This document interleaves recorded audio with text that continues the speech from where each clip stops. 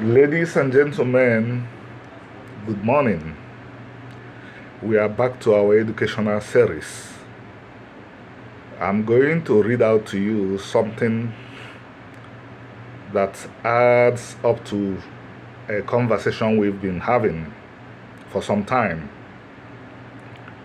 The most populous tribe amongst the Bantu are the Igbo. They are originally of Jewish stock, and they have absolutely no history of kingship, empire, and organized hierarchical structures at all. This statement, which you would find if you Google Premium Times, Femi Fani Kayode on origins of the Yorubas, was made by the figure I just named, a University of London trained lawyer, Femi Fani Kayode, whose father was a minister and a lawyer in Nigeria's First Republic. He's of Yoruba ethnic nationality. I'll repeat what he stated. The most populous tribe among the Bantu are the Igbo. They are originally of Jewish stock. This is part of an article in which he described the origins of the Yorubas. He situated the Yoruba people among peoples we would call Arabs today. I repeat, this article could be found if you Google Femi Fani Kayode on origins of the Yorubas.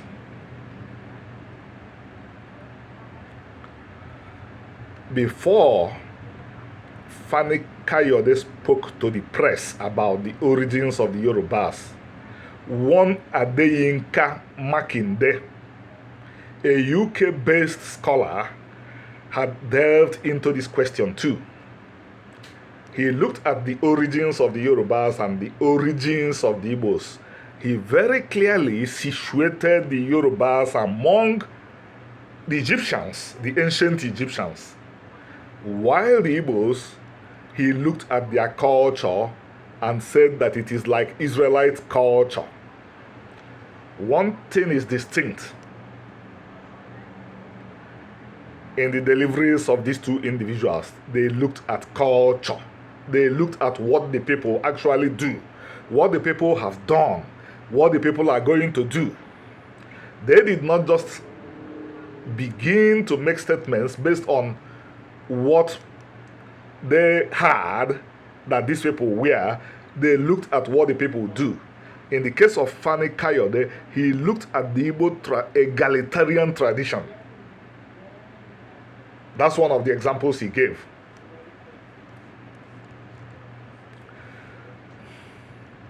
A few years ago, one of the two personas regarded as the most important kings of the Yoruba, the Ooni of Ife, discussed Igbo origins as well.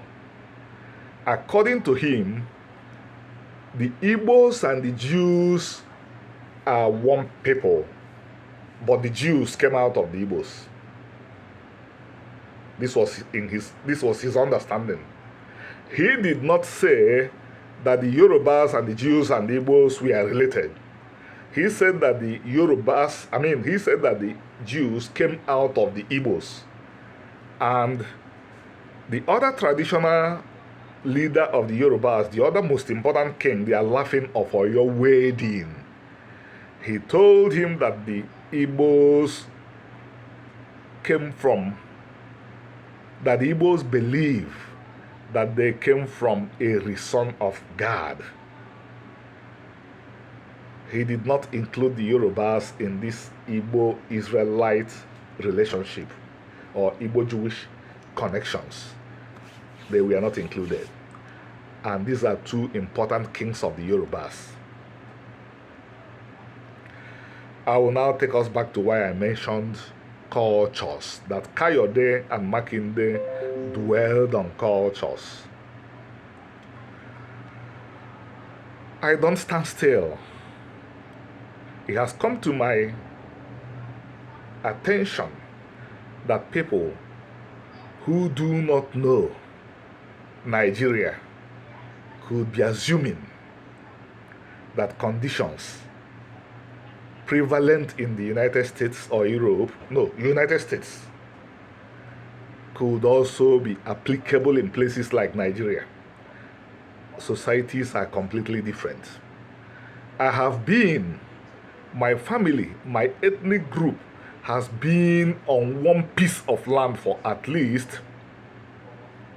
1,200 years. The Yorubas have been on one piece of land for at least 1,200 years. It is not easy for Yorubas and Igbos to lose their culture. When I stated in one of my previous presentations that Abraham's culture changed, I was specific about Abraham. I was not talking about anybody else. Abraham was asked by God to move away from his homeland. Abraham moved away from his homeland and his culture changed. It is different from the culture of the Yorubas and the culture of the Igbos changing.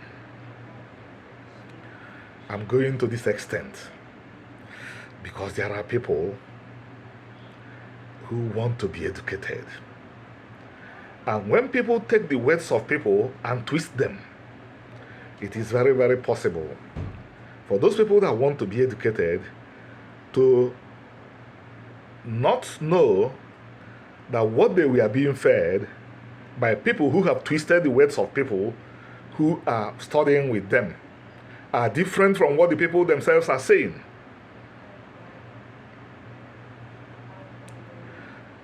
I repeat, I started from Femi Fani-Kayode. He was Nigeria's Minister of Aviation. He is a University of London trained lawyer. He said that the Igbos originally came of Jewish stock. He did not say that the Yorubas came from Jewish stock. And this is important because people are misconstruing our reasons for teaching about the Igbo's Israelite identity. We are teaching about the Igbo's Israelite identity so that Igbos will live by Israelite culture. If Igbos begin to shout from now till the end of times that they came from the Israelites without living by Israelite culture, nothing is achieved. The Israelite identity is not more important than any other identity in the world. It does not confer any advantages. The Yorubas and the Fulanis have been the masters of Nigeria since at least 1966, and they don't have Israelite identity. They don't have it. Igbos have the Israelite identity. It has not given them any advantages. But for somebody who is troubled by identity, probably the case is different. This morning, I came across something that I find interesting. My old friend, a Fulani gentleman, agreed that I made sense when I observed, basing on the words of the great Fulani statesman, Ahmadu Bello, that the Fulanis and the Arabs are blood brothers. My friend considered this morning that he questioned the other Fulanis from Senegal and that he has come to agree with me that the Fulanis and the Arabs are related. Ladies and gentlemen, this is important. This is very, very important. If the Fulanis refresh their knowledge that they are related to the Arabs, just as the Igbos are refreshing their knowledge that they are related to the Israelites, the biblical Israelites, in time, the Fulanese and the Igbos will realize that they are related. The Arabs are believed to be descendants of Ishmael. Ishmael was more or less an uncle to the Israelites. This could contribute to peace in Nigeria and Africa. If you are interested in identity, pursue questions about identity with the objective of using it to help society. If you are obsessed with Israelite identity, try to live like an Israelite.